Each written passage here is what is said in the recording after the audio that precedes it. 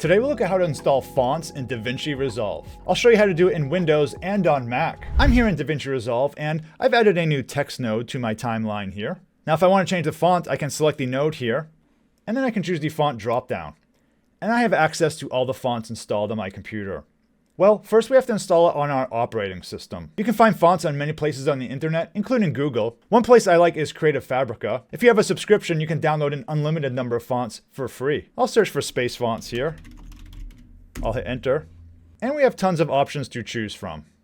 I kind of like this one here, Space Station, so I'll click on that. I'll click download and I'll bring it to my computer. Download.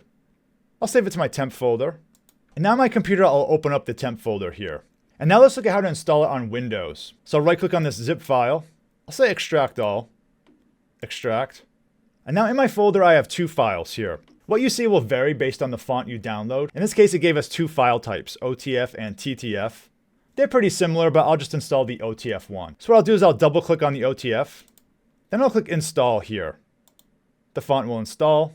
And it's done. I'll close this. Now to see this font in Davinci Resolve, I simply have to close it and reopen it. So I'll close Davinci Resolve, then I'll reopen it. I'll open up my project here. So I'll select my text node.